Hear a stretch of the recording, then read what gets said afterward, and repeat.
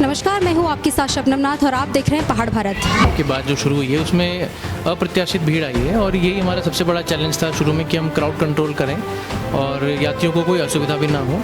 तो और जैसे जैसे भीड़ बढ़ती गई हमने इन सभी व्यवस्थाओं में और सुधारीकरण भी किया है। हम 50 वर्ष की उम्र से ऊपर जो भी व्यक्ति है वो हेल्थ स्क्रीनिंग करा के जाएँ। और हमने लोगों को ये भी अवेयर किया है कि आप अगर काफ़ी जल्दी ट्रैवल कर रहे हैं, बिना रुके ट्रैवल कर रहे हैं, तो एक्लेमेटाइज़ करना बहुत ज़रूरी है। अपने साथ सफिशिएंट गर्म कपड़े लेके जाएं। ट्रैक रूट्स पर भी और इन धार्मिक स्थलों पर भी और सुविधाएं बढ़ाई जाएं ताकि यात्रा के लिए जो व्यक्ति आ रहा है वो 1-2 दिन और बिताएं यहाँ पर। तो इस क्रम में ज़रूर एक प्लान बनाया जाएगा और जो सभी धार्मिक स्थल हैं एक रूट बनाया जाएगा ताकि लोगों को और अवेयर किया जा सके।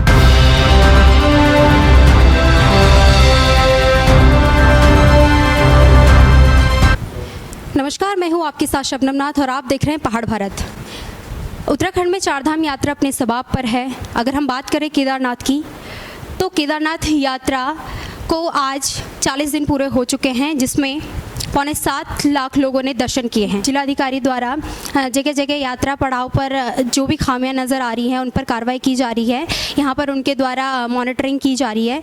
तो आइए हम बात करते हैं इन्हीं सब सवालों के साथ रुद्रप्रयाग जिलाधिकारी मयूर दीक्षित जी से। यात्रा की शुरुआत होने से महज ही कुछ समय पहले आप यहाँ पर आए हैं, तो उत्तरकाशी जनपद से आना और सर तुरंत यात्रा शुरू होना, आपको किस तरीके से परेशानियाँ जो आपको फेस करनी पड़ी? देखिए, केदारनाथ धाम की जो यात्रा है 2 साल बाद कोविड के बाद जो शुरू हुई है उसमें अप्रत्याशित भीड़ आई है और यही हमारा सबसे बड़ा चैलेंज था शुरू में कि हम क्राउड कंट्रोल करें और यात्रियों को कोई असुविधा भी ना हो। तो इसी क्रम में हमने क्यू मैनेजमेंट सिस्टम भी लागू किया। केदारनाथ धाम में हमने टोकन भी जारी किए ताकि लोग को अपना ज़्यादा देर तक लाइन में न लगना पड़े।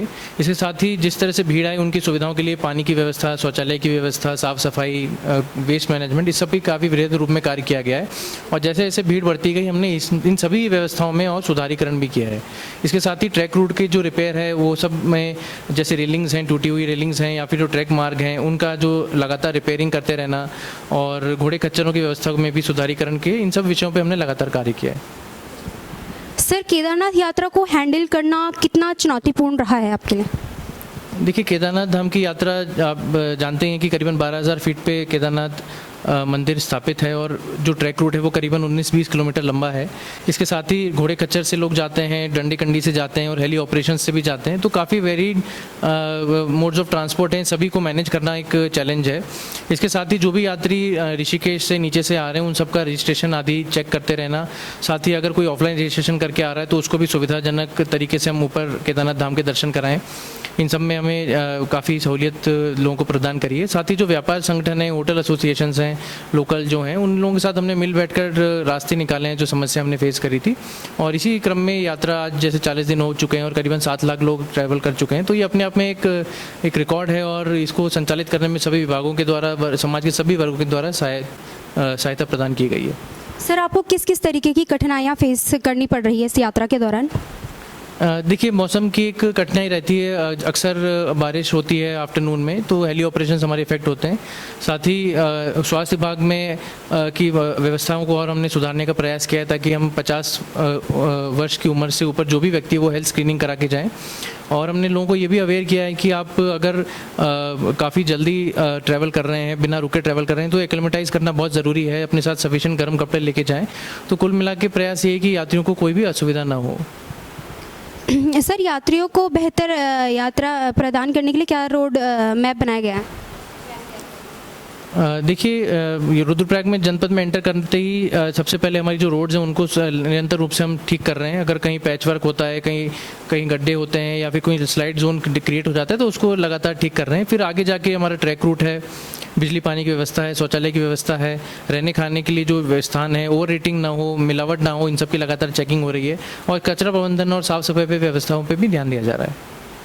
सर, यात्रा के दौरान कई यात्रियों की हृदय गति रुकने से मौत हो रही है। सॉरी, इसके कारण यात्रियों के लिए क्या कदम उठाया जा रहा है प्रशासन द्वारा?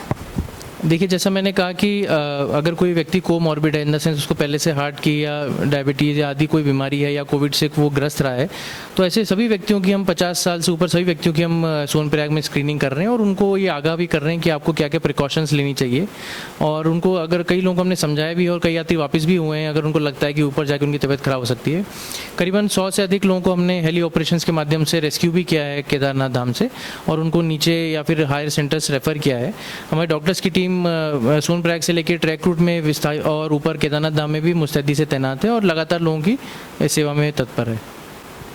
सर, हाल ही में यात्रियों को केदारनाथ में बिना रजिस्ट्रेशन की अनुमति नहीं थी।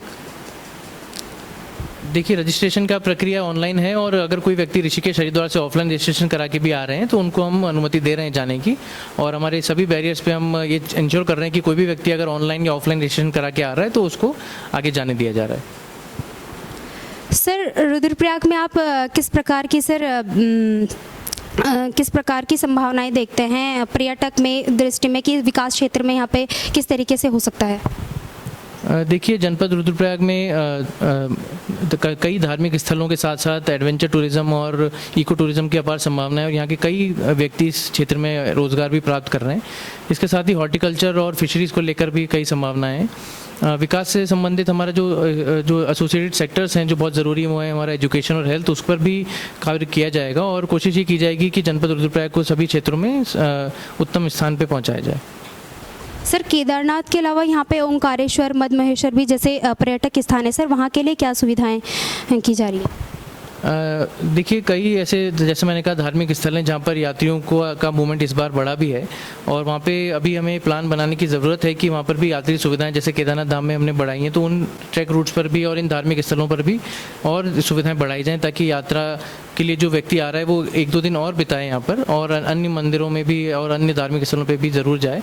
तो इस क्रम में ज़रूर एक प्लान बनाया जाएगा और जो सभी धार्मिक स्थल हैं एक रूट बनाया जाएगा ताकि लोगों को और अवेयर किया जा सके। सर, सड़कें चौड़ी होने के बावजूद भी यातायात में यात्रियों के लिए कई समस्याएं हो रही है, जाम की परेशानियां बहुत ज़्यादा हो रही हैं, तो सर इसके लिए क्या सुविधाएं हो सकती हैं?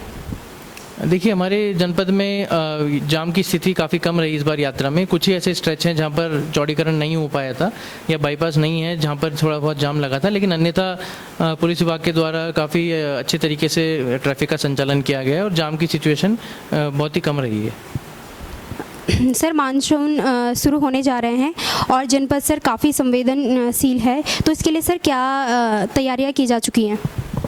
देखिए, मानसून को लेकर सभी विभागों को 15 जून से ड्यूटीज़ हमारी लग जाएंगी, जब रोड ओपनिंग से लेकर जो भी हैं बिजली विभाग की या पानी की या अन्य जो भी आपदा विभागों की है। तो इसमें कोशिश यही कि हमारी यात्रा भी सुचारू रूप से चलती रहे और हमारे जो ट्रैक रूट है या फिर जो भी संवेदनशील पॉइंट है यात्रा मार्ग पर वहाँ पर डिप्लॉयमेंट हो जाए लेबर का भी, मशीन्स का भी, ऑपरेटर्स का भी। और आपदा की कोई भी ऐसी इमरजेंसी सिचुएशन के लिए हमारी जो पुलिस बल हैं या SDRF, DDRF हैं वो सभी की ट्रेनिंग की जा चुकी है, सभी को अवेयर किया जा चुका है और लगातार हम कोशिश ये कर रहे हैं कि हमारा रिस्पॉन्स टाइम कम से कम रहे।